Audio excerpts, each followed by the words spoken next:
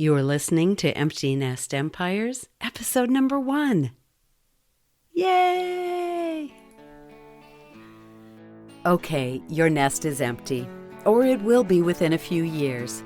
So now what? Whether you know it or not, we are building empires. Empires of faith, family, fun, fitness, and of course, finance. And those empires are the legacy we leave for our loved ones. I'm Tammy Romani, an empty nester mom, grandma, and entrepreneur with a vision for ever greater things in the years ahead. It's never too late, and there is no limit to what we can do. I'm so happy you're here. Now let's get to building.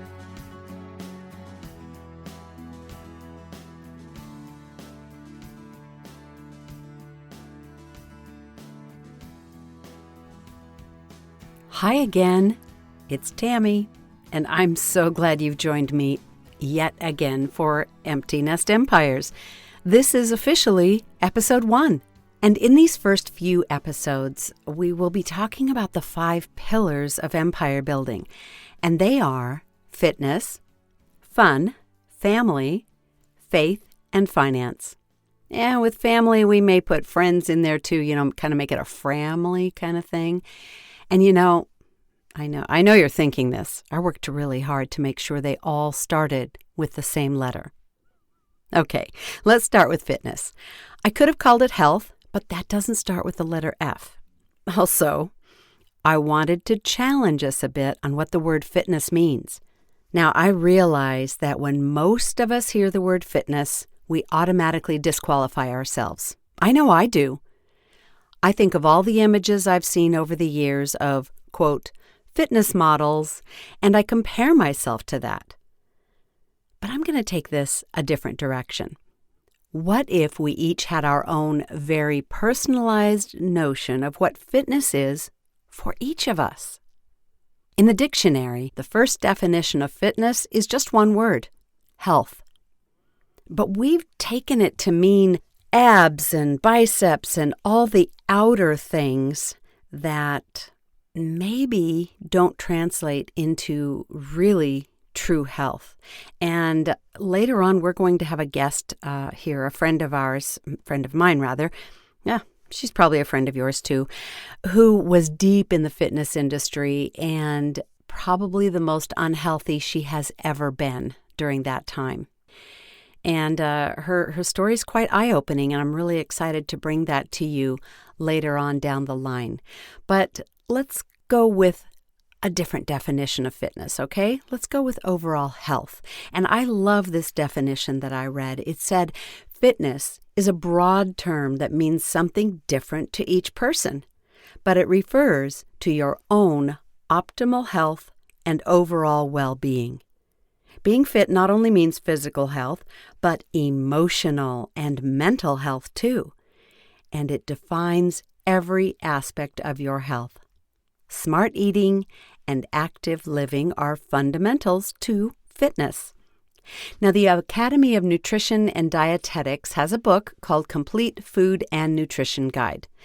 And it says, when you are fit, you have these things: energy to do what's important to you and to be more productive, stamina and a positive outlook to handle the mental challenges and emotional ups and downs of everyday life and to deal with stress, reduced risk for many health problems such as heart disease, cancer, diabetes, and osteoporosis, the chance to look and feel your personal best, physical strength and endurance to accomplish physical challenges, and a better chance for a higher quality of life and perhaps a longer life too.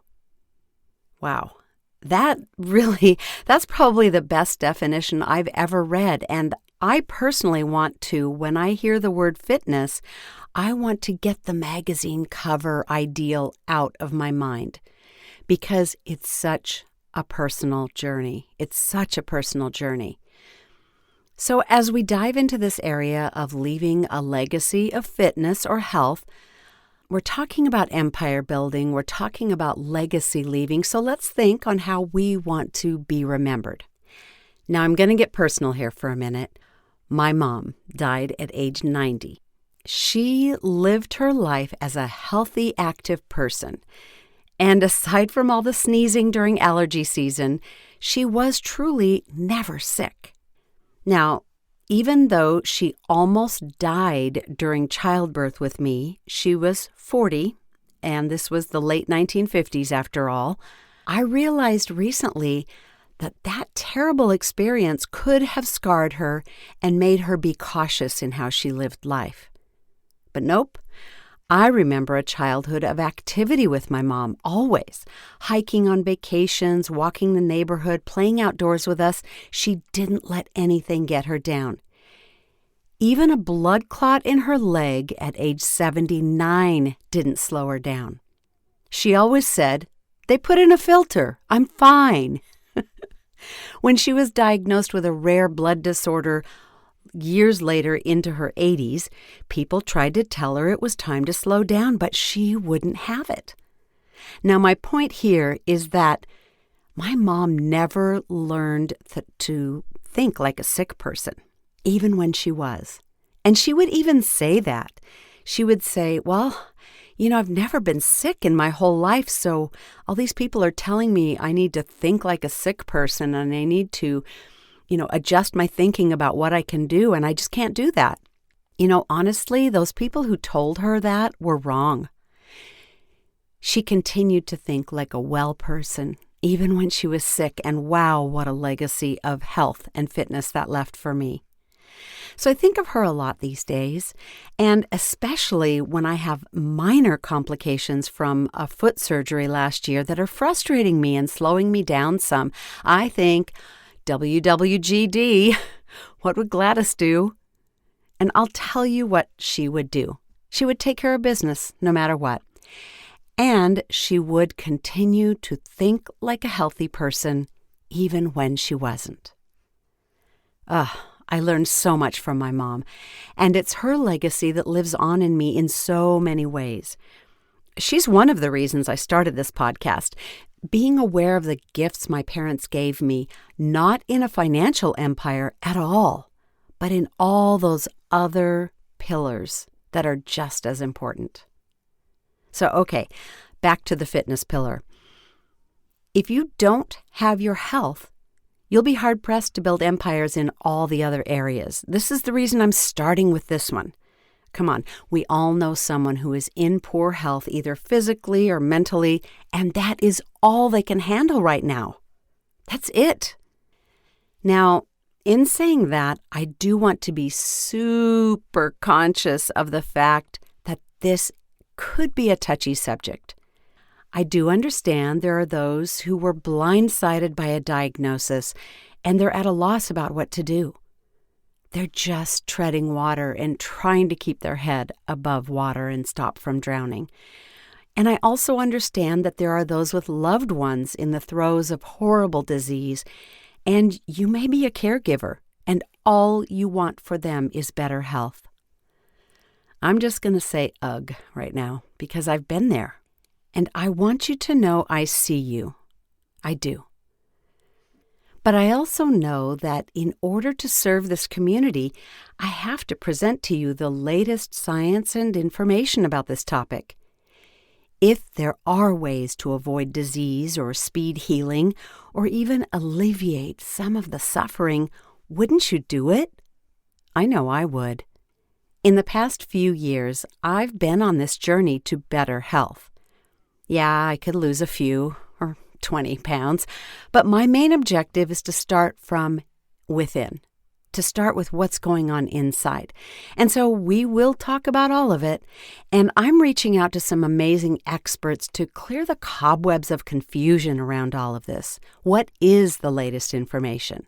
I will say that it appears that we, who grew up in the pesticides and Pop-Tarts generation, are now seeing health issues as a result of what we've been innocently exposed to. We didn't know back then, but now we do.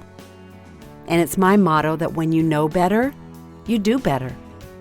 And I strongly believe that we are all each on our own journey. So if you'll do me a favor, and take what you can from the information we will talk about, and then add on your own research. Or don't. That's the beauty of being a human with our own set of values and the ability to make our own decisions. I will share what's working for me and for others and let you take it from there, okay? Okay. I'm really looking forward to diving into this pillar of all-around health and fitness with you. So thanks for joining me today. In the next episode, we will talk about the next pillar, also, of course, starting with the letter F, but you'll have to listen to see which one it is. I'll talk to you soon. Bye-bye.